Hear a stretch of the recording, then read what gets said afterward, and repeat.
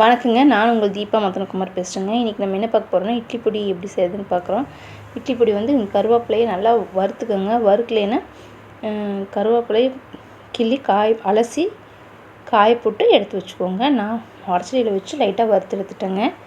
கடலப்பருப்பையும் நல்லா மிதமான சூட்டில் வச்சு பொன்னிறமாக வறுத்து எடுத்துக்கோங்க. ரொம்ப கருகிடக்கூடாது. அடுத்து உளுந்தம்பருப்பையும் பொன்னிறமாக வறுத்து எடுத்துக்கோங்க. இதில் கடலப்பருப்பு, உளுந்தம்பருப்பு, கொள்ளுப்பருப்பு மூணுமே நான் 2 கிலோ எடுத்துருக்கேங்க. நல்லா இப்படி பொன்னிறமாக வறுக்கணும். லோ ஃப்ளேமில் வச்சு தான் வறுக்கணும். இதில் வறுக்கிறது தாங்க மெயினே. அடுத்தது கொள்ளுப்பருப்புங்க. கொள்ளுப்பருப்பு அதே மாதிரி கலர் எப்படி சேஞ்ச் ஆகிருக்குன்னு பாருங்கள் வறுத்ததுக்கப்புறம்.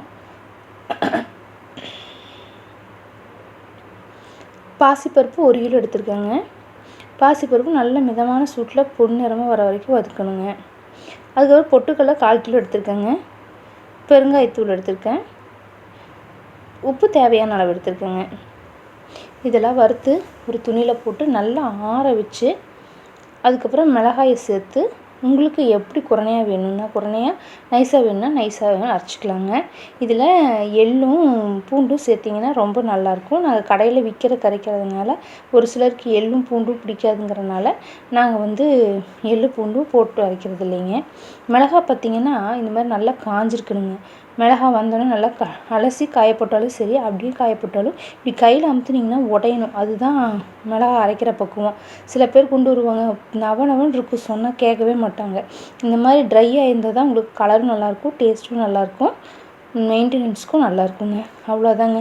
எல்லாத்தையும் அரைச்சாச்சு. உப்பெல்லாம் கரெக்டாக இருக்கான்னு பார்த்தாச்சு. பேக் பண்ணியாச்சுங்க.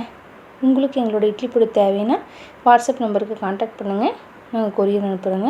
இப்படி தாங்க நாங்கள் எங்கள் கடைக்கு இட்லி பொடி அரைக்கிறோம். நீங்களும் ட்ரை பண்ணி பாருங்கள். கண்டிப்பாக உங்களுக்கு பிடிக்கும்.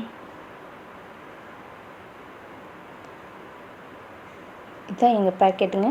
எல்லாத்தையும் நாங்கள் பேக் பண்ணியாச்சு. 100 கிராம்லேருந்து 1/4 கிலோ, 1/2 கிலோ பேக்கெட்டும் கிடைக்குங்க. இது போக மசாலா பொருள், மல்லித்தூள், மஞ்சத்தூள் எல்லாமே நாங்களே செய்கிறோம். கண்டிப்பாக வாங்கி பாருங்கள்.